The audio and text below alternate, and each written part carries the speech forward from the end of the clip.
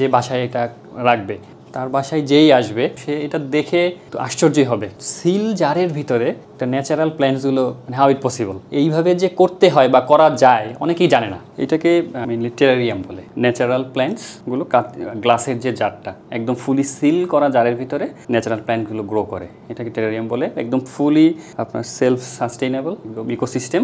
ওরা ধরেন এই লিডটা যখন আমরা ক্লোজ করে রাখি, তো ক্লোজ করে রাখার ফলে এইখান থেকে ভিতরে যে পানিগুলো স্প্রে করা হয় ওই পানি থেকেই ইকোসিস্টেমে এইখান থেকে ওরা পানিটা কালেক্ট করে নেয়। পানি স্প্রে করলেই ধরেন আপনার এখন বাংলাদেশে এনভায়রনমেন্ট একটু টেম্পারেচার বেশি, হ্যাঁ, যার কারণে ধরেন 7 দিন পর পর একটু একবারে পানি স্প্রে করে দিতে হয়। এই লিডটা খুলে 7 দিনে একবার পানি স্প্রে করতে হবে, দ্যাটস না আর কিছু না। আর পার ডে এরকম এলইডি লাইটের নিচে 6 থেকে 7 ঘন্টা আপনার ইনডিরেক্ট সানলাইটের মধ্যে রাখতে হবে, এলইডি লাইটের নিচে রাখতে হবে। এগুলো টেরারিয়ামগুলো মেনলি ডিরেক্ট সানলাইটে রাখা যাবে। আসলে বাইরে যখন গিয়েছিলাম ট্রাভেলে, তো তখন আমি মেনলি ওইখানে দেখেছিলাম এই টেরারিয়ামগুলো। তারপরে ইউটিউবেও ভিডিও দেখছি অনেকগুলো, ওগুলো দেখে মনে হয়েছে যে এগুলো ন্যাচারাল প্ল্যান্টস। ফার্স্টে শোপিসই ভেবেছিলাম যে আর্টিফিশিয়াল বা ন্যাচারাল না এগুলো, তো পরে যখন দেখলাম যে এগুলো সব ন্যাচারাল প্ল্যান্টস এবং মস দিয়ে বানানো, তখন আর কি একটু অবাক হয়েছিলাম যে আসলে এটা কিভাবে সম্ভব হয়। ফুল কি বড় সেট আপ তো আনা যায় না, ছোট সেট আপ নিয়ে আসছিলাম একটা। আনার পরে মনে হয়েছিল যে এটা নিজে করা সম্ভব। এটা আর কি আমি যখন বাইরে গিয়েছিলাম তো তখন মেইনলি ফার্স্টে টেরারিয়ামটা আমি দেখেছিলাম। তো দেখার পরে ফার্স্টে ভেবেছিলাম যে এটা হয়তো শোপিস বা আর্টিফিশিয়াল বা প্লাস্টিক টাইপের কোনো কিছু দিয়ে বানানো। হাতে নিয়ে দেখার পরে দেখলাম যে না, এগুলো সব ন্যাচারাল প্ল্যান্টস এবং মস দিয়ে বানানো। তো তখন দেখে আর কি একটু অবাক হলাম যে হাউ ইট পসিবল। আমি ছোট একটা সেট আপ নিয়ে আসছিলাম যে আসলে বাংলাদেশে এটা গ্রো করে কিনা বা সাস্টেইন করে কিনা। ভালো লাগছে, ভালো লাগা থেকেই নিয়ে আসছি। আনার পরে ওই প্ল্যান্টসগুলো বা টেরারিয়ামটা আমি বেশি দিন চেঞ্জ করতে পারিনি। এই 3-4 মাস পরে তো যখন মারা গেল তখন চিন্তা করলাম যে না, এটা আমি নিজে করব।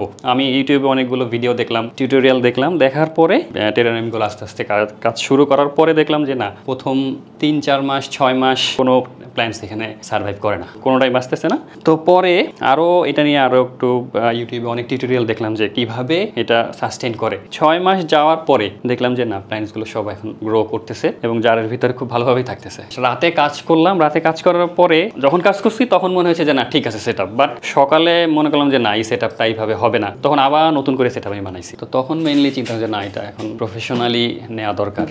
তো তখন থেকে এই সেলের চিন্তাটা মাথায় আসছে। টেরারিয়ামে মেইন চ্যালেঞ্জ হলো আপনার প্ল্যান্টসগুলো সব বাইরে থেকে আসে, তো যার কারণে সব প্ল্যান্টস বাংলাদেশে পাওয়া যায় না, বাইরে থেকে যেহেতু নিয়ে আসতে হয়। কারণ এগুলো তো ন্যাচারাল, তো এগুলোতে গভর্নমেন্টের অনেক রুলস থাকে, কারণ সব কিছু চাইলেই আমি আনতে পারি না। এই হলো গিয়ে মেইনলি বেশি চ্যালেঞ্জ। আমি এসে আগে আমার এই রুমে ঢুকি, সারাদিন কাজ করে আসার পরে আমি মেইনলি এইখানে আসি, আসার পরে এগুলো দেখি। এগুলো দেখলে আমার সারাদিনে ক্লান্তি দূর হয়ে যায়। স্ট্রেসে থাকে, ধরেন অনেকে একাও থাকে বাসায়, একাকিত্ব আমি মনে করি একাকিত্ব দূর করার জন্য একটা টেরারিয়াম এনাফ। আর এটা হলো একদম সিল করা একটা জারের ভিতরে ইকোসিস্টেম। তো এটা আপনি দেখবেন একটা গ্লাসের জারের ভিতরে আস্তে আস্তে গ্রো করতেছে, মানে এটা একটা ফিলটা অন্যরকম। মেধা দিয়ে কাজ করার পরে দেখলাম যে না, ভিতরে সবগুলো মারা যাচ্ছে। তো তখন আমি আরেকটু টিউটোরিয়াল দেখলাম যে মানে এটা কারণটা কি। তো টিউটোরিয়ালে তখন দেখলাম যে এটার টেম্পারেচারের একটা ইস্যু আছে, যতটা ঠান্ডা পরিবেশে রাখা যায় তো টেরারিয়ামের জন্য ততই ভালো। তো তখন চিন্তা করলাম যে না, আমার এই রুমে একটা এসি, তো এসি দরকার। আমার নিজের বাসায়ও এসি নেই, আমি এসি ইউজ করি না।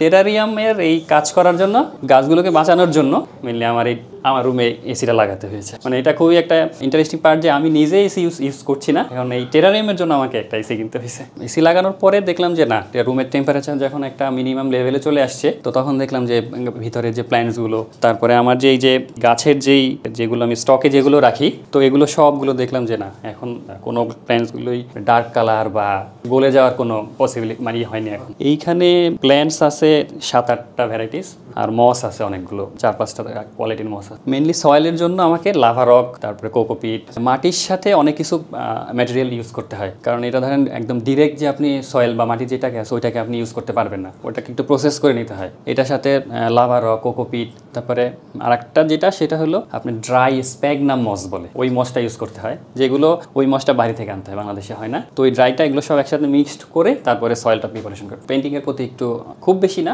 অল্প একটু আগ্রহ ছিল। প্রকৃতির যেই পেন্টিংগুলো ওগুলো একটু করতাম আমি। তো ওই চিন্তা থেকেই মানে চিন্তা হলো যে না, কাগজে বা রং তুলি নিয়ে পেন্টিং করছি, তো এটাকে একটু মানে বাস্তবে রূপ দেওয়া যায় কিনা। তো ওইখান থেকেই মানে এই লিভিং আর্টগুলোর একটা চিন্তা মাথায় আসছে আমার। হ্যাঁ, আমি যখন বানাই তখন আমার মনে হচ্ছে যে হ্যাঁ না, আসলে এটা আমি জীবন্ত কোনো আর্ট বা লিভিং আর্ট যেটাকে বলে সেটাই আমি করছি। ফার্স্ট টাইম দেখি কাজগুলো, দেখে আমার ইচ্ছা জাগে যে কিভাবে কি করা যায়, ওর মানে এটার প্রসেসটা কি, পরে জানতে পারি যে এখানে দু ধরনের টেরারিয়াম মেনলি আছে। সেটা হচ্ছে ওর কাছে এক ধরনের আছে লাইভ, এগুলো হচ্ছে আপনার যারা গাছকে পালতে ভালোবাসে নিজের মতো করে, প্রতি সপ্তাহে মাসে স্প্রে করতে হচ্ছে, একটা ঠান্ডা পরিবেশে রাখতে হচ্ছে, সূর্যের আলো থেকে দূরে রাখতে হচ্ছে, বা একটা লাইটের নিচে রাখতে হচ্ছে। এটা হচ্ছে মেনলি খুবই কর্মব্যস্ত যারা ফ্রি থাকছে অনেক টাইমে তাদের জন্য। অনেকে আছে গাছ অনেক বেশি ভালোবাসে কিন্তু কর্মব্যস্ততা অনেক বেশি থাকার কারণে তারা গাছের প্রতি কোনো কেয়ার নিতে পারছে না। তাদের জন্য আমরা নিয়ে আসি এক ধরনের কনসেপ্ট, সেটা হচ্ছে প্রিজার্ভ যেগুলো। এটা হচ্ছে গিয়ে মেনলি আমরা পানি দেওয়া, লাইটের নিচে রাখা বা ঠান্ডা জায়গায় রাখা, টেম্পারেচার ইস্যুস কিছু নেই। এটা আপনার জিরো মেনটেনেন্স, এটা নিয়ে আপনার কোনো ঝামেলাই পড়তে হচ্ছে না। গাছ রাখা সংক্রান্ত যে সমস্যাগুলো ওগুলো ফেস করতে হচ্ছে না। তো আমরা মেনলি এটার প্রতি ইন্টারেস্ট জাগে, তো সেখান থেকে আমার প্রিজার্ভ নিয়ে কাজ করা শুরু। এটা হচ্ছে গিয়ে আপনার জীবন্ত একটি গাছকে জাস্ট বিভিন্ন কেমিক্যালের মাধ্যমে বা বিভিন্ন মাধ্যমে প্রিজার্ভ করে ওটাকে কোনো ধরনের মেনটেনেন্স ছাড়া যাতে ওটা বেঁচে মানে থেকে যেতে পারে এভাবেই সেট করে দেওয়া। না, এটা একদম ন্যাচারাল গাছ, জাস্ট প্রিজার্ভ করে রাখা। এটা মেইন ইন্টারেস্টিং পার্ট হলো ধরেন কি যে বাসায় এটা রাখবে, তার বাসায় যেই আসবে সে এটা দেখে তো আশ্চর্যই হবে। কেন? কারণ হলো মানে এটার ভিতরে একটা সিল জারের ভিতরে একটা ন্যাচারাল প্ল্যান্টসগুলো মানে হাউ ইট পসিবল এইভাবে যে করতে হয় বা করা যায় অনেকেই জানে না। যে আসে বা যেই দেখে জিনিসটা কিউরিসিটি কাজ করে বা ক্লোজলি দেখতে চায় যে আসলে কি এটা কীভাবে সম্ভব। এটার ভিতরে মানে একটা প্ল্যান্টস, মস, বিভিন্ন স্টোন, তারপর নিচে অনেকগুলো লেয়ারের সংমিশ্রণ যেটা আছে সেটা আসলে সবাই দেখে খুব অবাকই হয়। এটার ভিতরে একটা ভালোবাসা কাজ করে মানুষের, কারণ এটা আপনি যেটা কিনে নিয়ে যাবেন, কিনে নিয়ে যাওয়ার পরে এটা যদি মারা যায় নিজের কাছে মনে হবে যে মানে এতটাই খারাপ লাগে যে সেটা আসলে বলার কোনোই থাকে না। এর জন্য মানে মেনলি ধরেন আমরা অনেকে পেট লাভার যারা আছে তারা কিন্তু ধরেন ওই পেটগুলোকে, কুকুরগুলোকে, বিড়ালগুলোকে মানে এতটাই ভালোবাসে, সেম এই জিনিসটা লিভিং জিনিস মানে এটার প্রতি একটা অন্যরকম ভালোবাসা কাজ করে। তো সেইখান থেকেই ধরেন আমরা মানে এই সার্ভিসগুলো আফটার যে সেলস সার্ভিস যেটা আছে সেটা আমরা দিয়ে থাকি।